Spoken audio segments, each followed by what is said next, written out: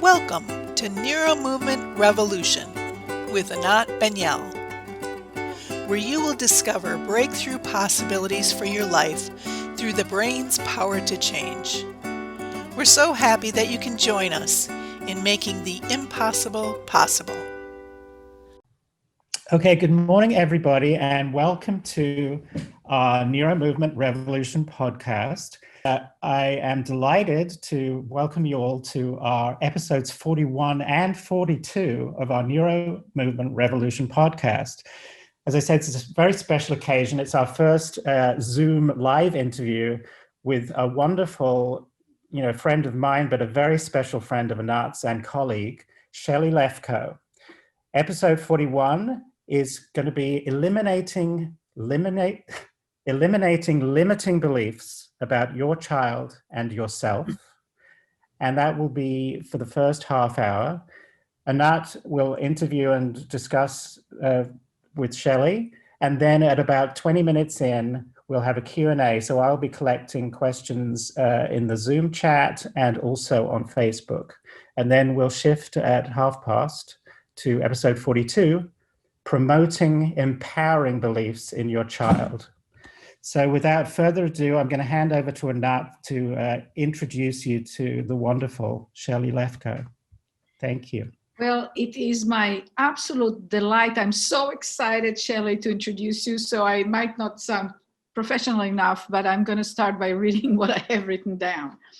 So Shelly Lefkoe is a co-founder and vice president of Lefkoe Institute, a San Francisco Bay Area firm whose mission is to significantly improve the quality of life on the planet, Shelly doesn't go small, by having people recreate their lives and live as the unlimited possibilities that they are. And Shelly, Shelly has had the privilege of helping thousands of clients, and one of her passions is working with parents. So she has her own parenting course that she can tell us later a little bit about, helping people examine and limiting beliefs. She has helped thousands to rid themselves of a wide variety of problems, including anxiety, phobias, relationship issues, and more. Shelly's programs have reached over 150,000 people worldwide. Her work has been featured on the Today Show, Lisa, and many other media outlets. Her personal vision is to transform the way people parent. Shelly believes that if we raise a conscious generation of children, violence will end, people will treat each other with respect and dignity, and life on this planet will be better for everyone. So welcome, Shelly. Thank you, my friend. Great to see you here and to have you be with us and to introduce you to my people. This is very exciting for me. And as you well know, a big part of our work is working with children with special needs. And the parenting is a big undertaking that most people are not prepared for when they take it on. And parenting a child with special needs is a whole other universe in itself. However, the principles or the underlying ways which we can approach it really don't change, I think, that much between typically developing children and children with special needs. It's just a lot harder to do it well. So how about you start by telling us what got you into being interested in parenting?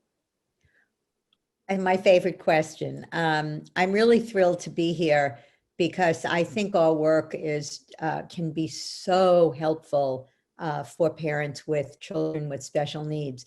So over 30 years ago, my beloved late husband created a process that helps people quickly and permanently eliminate the beliefs that keep us from having the lives that we want and cause us to have problems. As you said in the introduction, a lot of us can't stand up for ourselves. We don't follow our heart. We don't speak our truth. We don't follow our dreams. We worry about what other people think of us.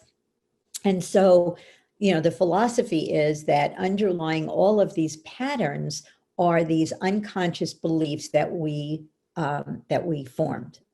So I started working with people, and what I found very early on was that most of these beliefs were formed early in childhood and mostly from the interactions with our parents. Now, I just want to say that there is no such thing as a perfect parent. I wasn't a perfect parent. And as we talk about this, to beat yourself up and feel guilty is not a good use of this time with me. What a good use of this time with me is to forgive yourself for anything you've done and look at the possibility of going forward in the future. So when I started listening to this, I thought to myself, oh my God, if we could transform the way people parent, we could stop this suffering that people have. And then I can be out of business and go, on a vacation with my friend Anat, if we, could do this. So I just want to start by saying two things. One is what I mean when I say a belief, because I want to be very specific. And the other is. So Shelly, I would love to hear it, but I just want to sort of say, I want people to, you have so much to say, and it's so profound, and at the same time, it sounds like it can just go over. So basically, you're saying that from your many, many years of working with people and getting really transformational results for people, you realize that the beliefs, when you look at it together with your clients, you see that many of those were formed really early on in life. Right? Yes. Now, and I know it from your work, but I want to really say that does not mean parents are guilty or to blame or that they're not good parents. Right. Tell me if you would agree, if I contextualize, people who are listening to this podcast are already exceptional parents. Absolutely. And dedicated parents. Absolutely. What it is, it's about stepping into a learning process and creating awareness and getting tools that just move us to the next level of how we go about or how we could go about it. Yes. And what I was just going to say when I said, I want to say what a belief is, but the second thing I wanted to say was, if somebody said to you, you're going to be responsible for the physical, emotional, spiritual, intellectual development of a human being, would you say, piece of cake? I mean, it's insane. And when we walk out of the hospital or the birthing center, nobody hands us a manual. So we're doing the most important job in the world, but the seat of our pants. And, very often we parent the way we were parented or not that way, but nobody ever trained us. So we have to be gentle on ourselves and start looking at, oh, there is training. We can do this. So yes, I other possibilities. Wonderful. So what is a belief, Shelly? So, thank you. So a belief is a statement about reality that we think is the truth. That's what a belief is. I believe this. It's true. It's like being pregnant. You either is or you ain't. So that's what I mean when I say belief. Yeah, so let me repeat that because this is so powerful. I'm so excited. So a belief is a statement about reality that we believe is real, is true, an absolute truth. Mm-hmm, mm-hmm. Okay. Yep. Wow. That's what a belief is. So how do you go about unearthing them before we even change them? Aha. So our behavior is always consistent with our beliefs. So if you believe something is hot, you won't touch it. Our beliefs drive us. They determine what we say, what we do, how we feel. And the first way in which you can start unearthing them is to look at behaviors that you're not happy with. And the first step is logical. What would somebody have to believe to do that? So I'll give you an example that just came to me. I was once yelling at my husband downstairs in my house, and I had some very, very close friends upstairs. And she's done a lot of relationship work. And she came downstairs and she looked at me, she said, "Who told you that you could speak to your beloved like that?" And I said, "What?" She said, "Who told you you could?" And I thought about it. And I thought, well, I grew up in a family that loved each other. We were a very, very loving family. But we yelled at each other all the time. We yelled, we talked on top of each other, we were up in each other's business. That's how I grew up. And I realized that I had the belief that the way to be heard is to yell, that to get your point across, you yell, and that it's okay. And when I sat down and I actually had a session and I got rid of those beliefs, it freed me to realize that it's not okay, and that I could speak to my husband with loving kindness and be angry. You know, I think it's a fantastic example. I mean, I'm just so excited to hear you talking about this, because even though we've talked so much and I've worked with you some and, you know, all that, I feel like I'm learning as you're talking. So it's very interesting. It's really wonderful. You know, Shelly, tell me if you think it's a good idea. You know, Neil told the audience that they could ask a question either through Zoom, through chat, or through, you know, I love live videos. I love live videos. So if you want to, So, but what I thought, perhaps if someone or more than one person, after hearing you, can look at something they do with their child, and you can do a mini tiny demonstration of unraveling. And I know usually a session is an hour, but just a little bit of showing people how to go about unearthing their belief. Yeah, but it's not with the kids. It isn't that I want you to necessarily unearth their beliefs. What I want to teach you today is, especially with children with special needs. So here's the thing. Every child, I have clients in every country around the world. And when I ask people, what do your children do when you walk in the house? Everyone says the same thing. They run to me, or if they can't run, they will be so happy to see you. And when I ask them, what do they want? Every child on this earth wants three things: affection, attention, and acknowledgement. Now, as long as you have a child who could speak or communicate, the one word question, if you ask yourself, what's the one word question every child asks all day long, every 3 and 4 year old? Why? Why? Yeah, of course. Why am I, now with children, with just regular children, you would say, why am I not getting attention? Well, I guess I'm not important. Why am I not getting affection? Well, I guess I'm not lovable. Why am I not getting acknowledged? Why am I getting criticized all the time? Well, I guess I'm not good enough. And it actually feels like, and I'm going to demonstrate this very quickly in a second, you can see in the world that that belief is true.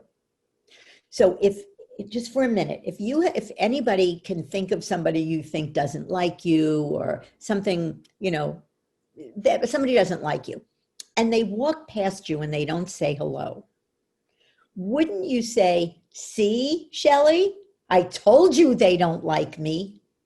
And it's if you can see they don't like me. You can't see they don't like me. You can see them walk by and not say hello. So the first thing you want to know with your children is, what are they seeing? So if you're on your phone talking, they're talking to you and you're on your phone, what are they seeing? I'm not important. What I have to say, can't you see what I have to say isn't important? No, I could see your mother on her phone. So they are watching you and they're asking, why? Why is this happening? And with children with special needs, this is so key, because they're asking themselves, you know, why am I different than other kids? Why can't I do this? what's wrong with me? And what they come up with is, there's something wrong with me. I'm not okay. I'm not good enough. You know, if they go to school and somebody laughs at them, and this could be any child, of course. I work with, I can't tell you how many people who are bullied who don't have special needs. So a child gets laughed at school and they conclude, nobody likes me. I'm not likable. So Shelly, I want to tread this gently, you know, because the whole, you know, having a child with special needs, it's a very unique dance, because on one hand, the children get extra attention. You know, they get the therapy, they go to the doctors, they, you know, people try to have them, you know, try to fix them, you know, yes. Go from fixing to connecting. So there's an area there that could be confusing. And let me just say, and I think for me at least, and maybe you can talk about that a little bit. One of the things, a distinction that I noticed for me, but you know, is when I work with a child, I know what's going on, but I don't see anything wrong. I know, so if a child can't talk or can't roll, or they, you know, whatever is going on with them, I'm not blind to it, but I don't see anything wrong. And I don't see them as disabled or limit. I don't know quite even how to word it. And for a parent, it's terrifying when a child can't do what they would have done had they not had the problem. I don't know if parents very soon are going to open up for questions, but I would like you to focus in this case on the parents' beliefs in relation to their child. Mm-hmm. If that, and we'll see with the questions what's interesting. Yeah, you know, I'm so tempted, and you can tell me because I can say this to you quickly, but I'm tempted to talk about meaning, because if they had that tool, do you think that would be helpful? I think so. I think so. And it can't, I'm always committed, as you are, to empowering people. So I want the podcast to be empowering and not leave people feeling, oh my God, I don't do it right, I should do it differently, and get those distinctions. So let me go for it. Go for it. So I'm going to say something very provocative, and I want you to, instead of going, oh my God, she's crazy, I want you to just open up to a possibility, okay? So I'm going to make a distinction, okay? And the distinction is consequences versus meaning. So the consequences of the fact that somebody can't walk, maybe they can't go to do a marathon, just for argument's sake. So I'm not saying that things don't matter, it's not a big deal, they don't make a difference. But meaning, so let me do a little experiment. So do this with me. Somebody walks past you and somebody walks past you that you know, and they don't say hello to you. What might you automatically think? They don't, I mean, they don't like me, they're angry with me, they look down at me, depends, you know. Anything you said, they're rude, they didn't see, whatever came into your head, that's meaning. Meaning is always in your mind. Meaning is never in events. And the most extreme example, I'm going to teach you how to use this in a second. My husband died. I would give my organs to have him back. I miss him every minute of every day. It's horrible. But the fact that he died does not mean I'll be alone for the rest of my life. I'll never be happy. I'll never smile again. I'm going to starve to death. My business is going to go under. Now, those were the meanings that I gave when he died that kept me not wanting to get out of bed. So there's grieving, which is healthy, and then there's not wanting to get out of bed, which is not healthy. So I would lay there and use this tool that I'm going to teach you So let's assume your child can't do something and you start to get upset. Anytime you have a negative emotion, an emotion that you don't want, stop and ask yourself, what just happened? My child can't roll over. What meaning did I give it?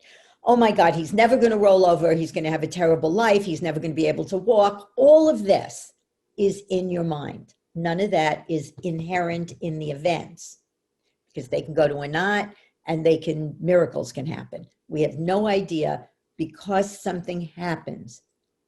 And the idea that events have no meaning is to say, we don't know anything for sure because something happens. Your husband doesn't kiss you. Your husband doesn't kiss you hello. Oh God, he's having an affair. That's in your mind. So if you could separate, and there's two ways to do this really quickly. Here's the event. Here's the meaning. The meaning is not in the event. The meaning is in your mind. Okay? Then the emotion goes away. A more complex way to do it, which is the way I do it, is the fact that he can't roll over now could mean he's never going to roll over. And it could mean that I have to learn certain things to help him roll over. But the fact that he can't do it now doesn't have meaning. Helen Keller had an amazing life. Yeah, perfect. Shelly, just incredible, because this is so powerful. And I think I can take it to my example. The fact that the child can't roll over, when I see them, I see they can't roll over. I know what the consequences could be, but I don't give it any meaning. I see possibility. And I'm trained to wake up those possibilities. But that's such a good point. I just want to illuminate that. Because then I want to leave a few minutes for questions, okay? Yes, I just want to illuminate what you said because it was brilliant. Anat looks at the child, gives it meaning, and she feels hopeful. You give it, now obviously she can do things you can't do, so that's a separate question, but I want you to get the point. She gives meaning and feels hopeful. You give meaning and feel hopeless. So it isn't what's happening in the world that's causing your feelings. It's the meaning you're giving what's happening. And the meaning comes from our beliefs. Yeah, beautiful. Yeah. Beautiful, Shelly. So what I'd like to do now is I would like to have Neil. Do you have questions or comments? We had one on Facebook, and the mother Carissa says it's slightly off topic, but I think it'd be interesting for you to address it. Has there been any ABM on children who have suffered a spinal stroke and left with paralysis? I know it's off topic, but I'd love to know, and how you both would speak to this parent. Yeah, well, not specifically about whether we've worked with them, but I mean just someone who's asking this question. Yeah, Shelly's laughing because we need to know what's going on with the parent, not just, you see, this is so often the case, Shelly, and that's why I think it's so important. When a child, with all children, the focus on the child, right? Do they do their homework? Do they have friends? Are they sick? Are they healthy? I mean, we need to focus on them and we should focus on them. But the thing is that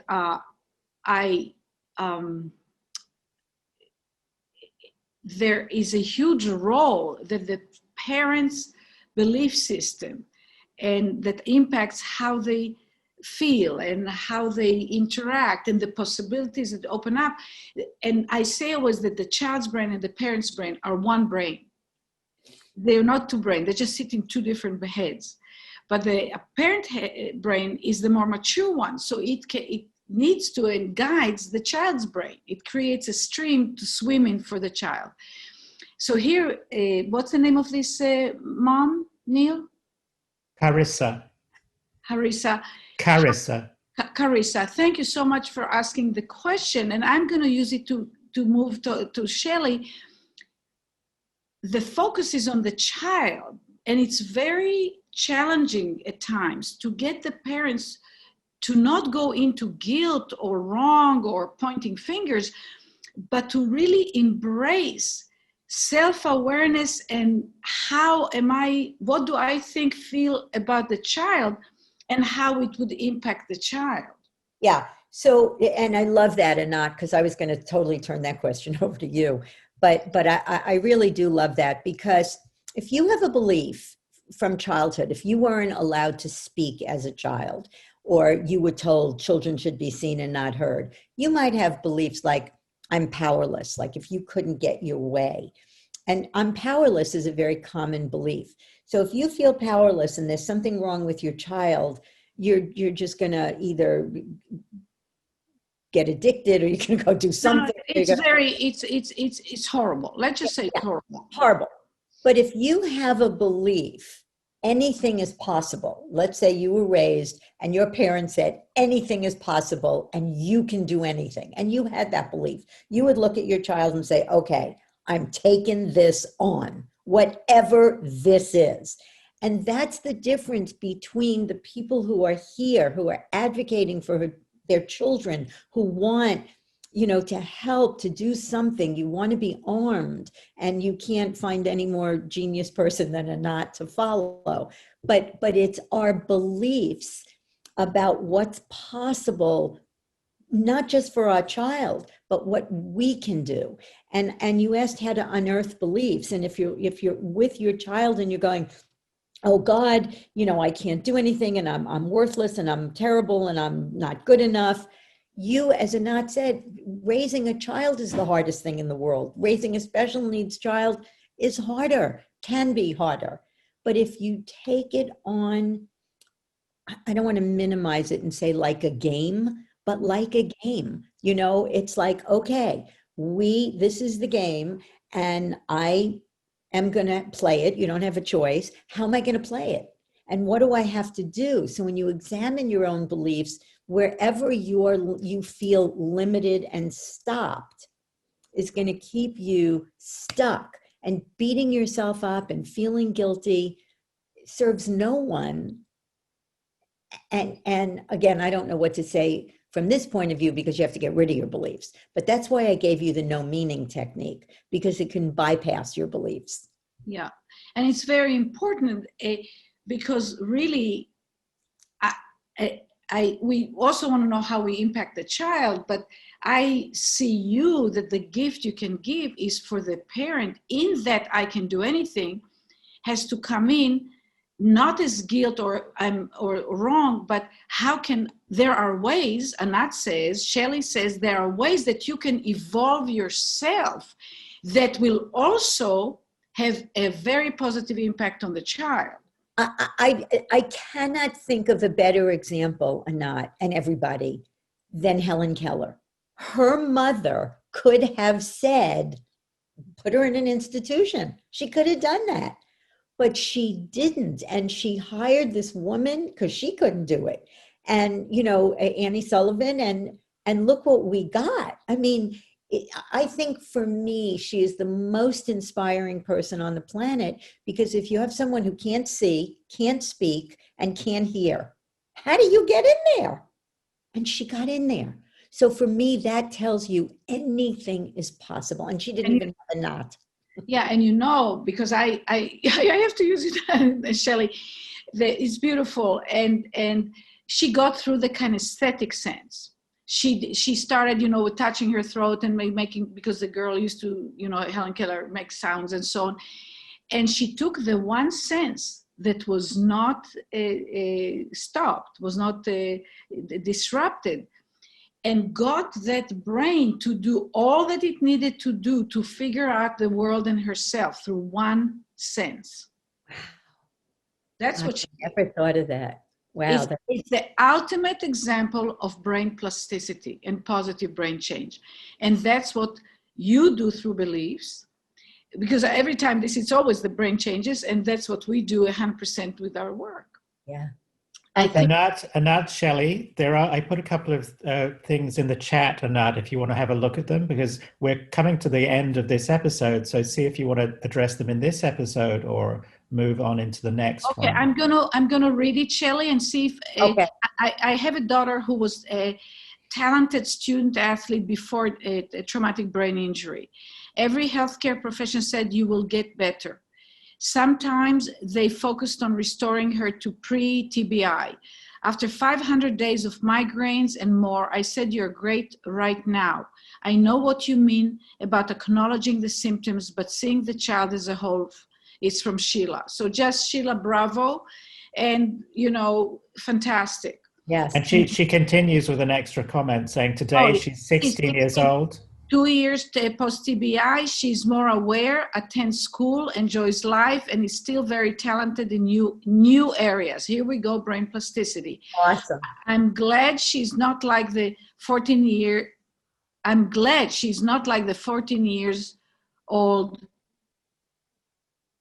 As she was when she was her 14-year-old self. She's grown to an even better place, she says. Oh, yeah. Thanks for sharing. Just bravo. And from Facebook, Veronica Jewel, how can a parent lessen the peak of the stress during difficult days? Like when a child has numerous seizures. I feel the stress has changed my hormonal balance. The recovery for myself is long. So how can one lessen the stress during days like that? Shelly? Well, I would say that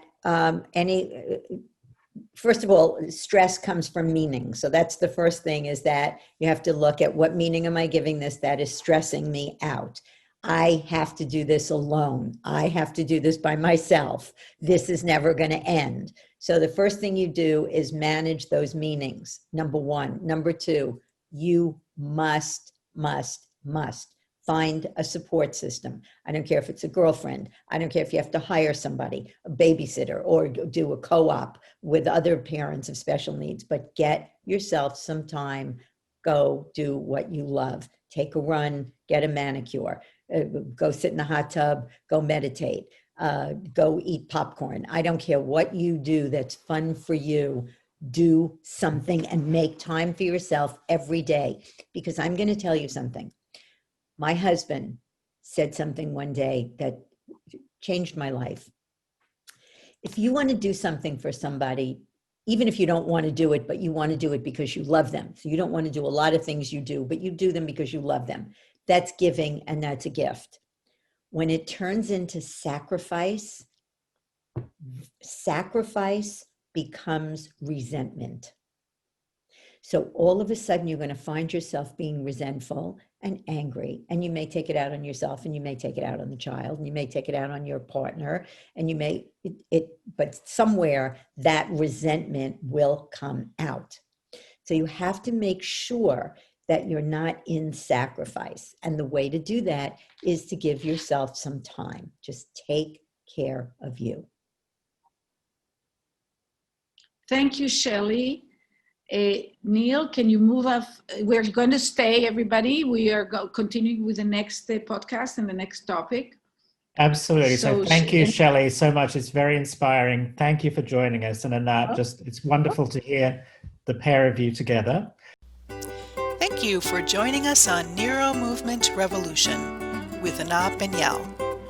You will find all of our podcasts and additional resources on our website at www.anatbanielmethod.com. You can also subscribe to this podcast for free on iTunes, iHeartRadio, Spotify, Google Play, Stitcher, and TuneIn. We look forward to seeing you online for our next NeuroMovement Revolution.